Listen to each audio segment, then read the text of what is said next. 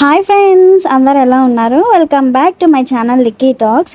ఎందుకు కేక్ కోస్తున్నారా అని అనుకుంటున్నారా? మా డాడీ బర్త్డే కాదు, మా మమ్మీ బర్త్డే కాదు, మాలలో ఎవరి బర్త్డే కాదు.